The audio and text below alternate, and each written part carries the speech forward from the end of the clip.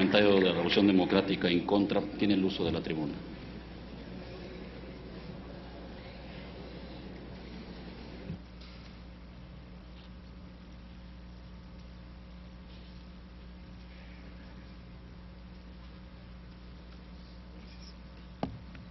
Muchas gracias.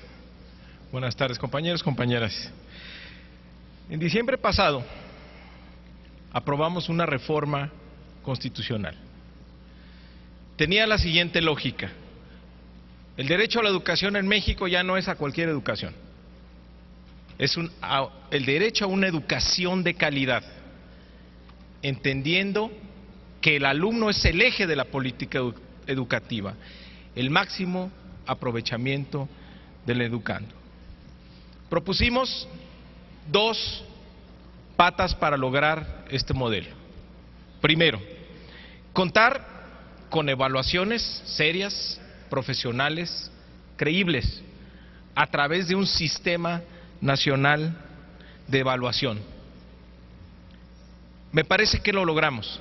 Tenemos una junta del INE con 5 personas de la mayor credibilidad y logramos desterrar el fantasma de la evaluación pareja sin hacer ninguna consideración de los distintos contextos que tiene nuestro país.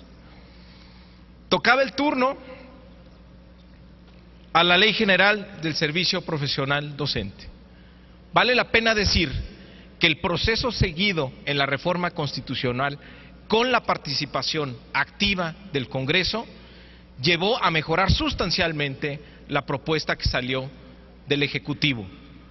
También vale la pena mencionar que el proceso seguido para la elaboración de la ley del INE se hizo aquí en el Congreso y de repente pues apareció el borrador modificado y como propuesta del Ejecutivo, violando tiempos del Congreso. Necesitábamos a los mejores maestros y a certeza en las evaluaciones para generar un círculo virtuoso que nos llevara a lo que llamamos calidad educativa. Tiene cosas buenas la ley del servicio, no hay que negarlo.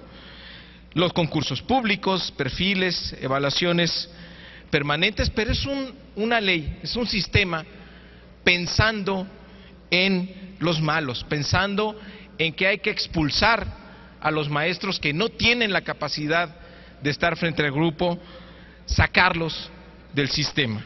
Es una ley pensando como si todos los maestros fueran muy malos maestros o que no tienen interés en la educación. Hay un gran prejuicio de clase en la concepción del maestro que hay detrás de esta ley.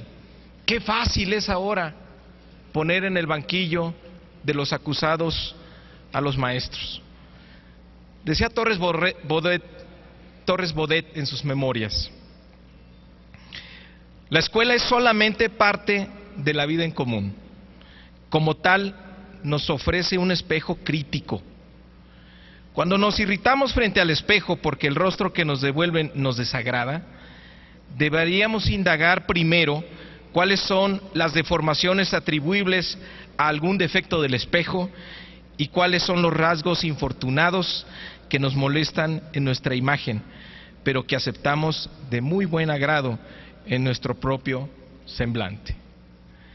Esta ley no piensa en los buenos maestros, que son la gran mayoría, que les dé el derecho a acceder a un sistema que los lleve de manera permanente a un desarrollo profesional y académico, una carrera, una formación en servicio permanente y obligatoria.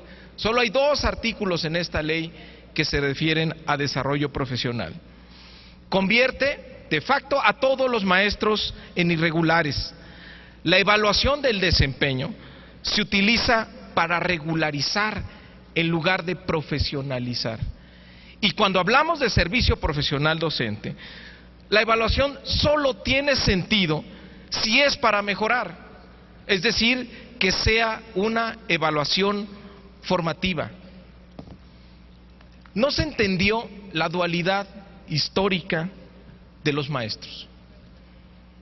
En los años 20 y 30 se debatía si los maestros eran trabajadores de la educación o si eran profesionales de la educación. Ya hubo un intento de tener un estatuto profesional y académico. Lo intentó Ávila Camacho.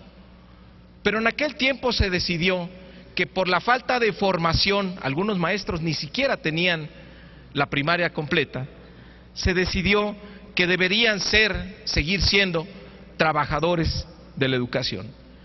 Pero se inició una tarea encomiable.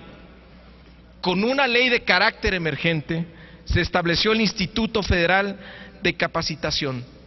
Se aceptó que teníamos aquellos maestros que Vasconcelos lanzó a la tarea de alfabetizar a este país, teníamos que sí prepararlos para ser maestros. Y con una ley emergente se estableció este instituto, la normal más grande del mundo. El objetivo era claro, que todos los maestros tuvieran primaria completa, tuvieran la formación para ser maestros. El Estado asumió la obligación de capacitar y desarrollar al magisterio. Había cursos por correspondencia y en los veranos se venían aquí a la Ciudad de México a cursos intensivos, lo mismo que en diciembre. Iban accediendo, iban teniendo los grados e iban teniendo un mejor salario. Al hacer énfasis en lo laboral, en la ley del servicio profesional docente, deja de tener congruencia con la reforma constitucional, deja de ser una reforma educativa. Nos faltan los mejores maestros. Este era el objetivo del servicio profesional docente. Teníamos que darle otra interpretación al tercero constitucional. No hace falta hacer de esta ley una componenda laboral para corregir los excesos que tanto se critican, la herencia de plazas, la corrupción con la venta, el uso discrecional de las mismas, porque todas son arreglos del gobierno con el sindicato a lo largo de los años. Se pierde la oportunidad de que hagamos el estatuto académico, el equivalente al estatuto académico y de desarrollo profesional. Poner énfasis en que hay una obligación del Estado de mantener actualizados y en un constante desarrollo profesional a los maestros. Soy hijo de una maestra y nieto de un maestro. Conocí a muchos maestros en el Distrito Federal cuando fui secretario de Educación. He visto en sus ojos el asombro ante la revolución del conocimiento. Están solos, no pueden subirse esa ola. El Estado los abandonó. La profesión del maestro ha cambiado radicalmente. El contrato social que tenemos con ellos es estudiar la normal y el resto de su vida dan clases. Ese modelo ya no es posible. Tenemos que crear el sistema, los instrumentos y los recursos para que tengan un desarrollo profesional de manera permanente. Tiempo, senador. Vale la pena ahora, termino, presidente, hacer una convocatoria a discutir lo que faltó: el desarrollo profesional y académico de los maestros, pasar de trabajadores de la educación a profesionales de la educación. Es tiempo que, así como este Congreso le cerró la puerta, convoquemos ahora a una cruzada nacional por el desarrollo profesional, que les dé un nuevo sentido cívico y un nuevo aliento profesional a los maestros. Nunca se ha ganado una batalla desmotivando a los miembros de la tropa. Faltan muchos pasos para llegar, senador, a mejorar la educación en nuestro país. Un minuto, presidente, y termino.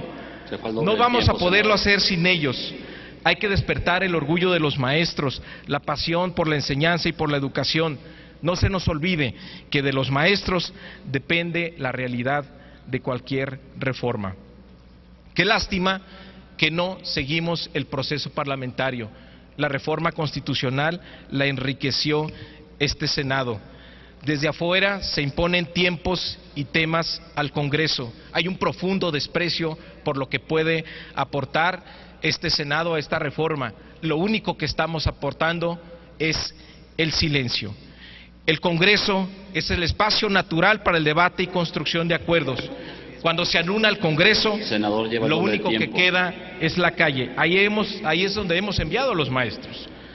La izquierda nace como protesta de un sistema autoritario que anulaba al Congreso. Su tarea siempre fue debe ser profundizar la vida democrática del país. Estamos a favor de cualquier espacio que genere acuerdos, pero nunca a costa de aplastar al Poder Legislativo. Muchas gracias.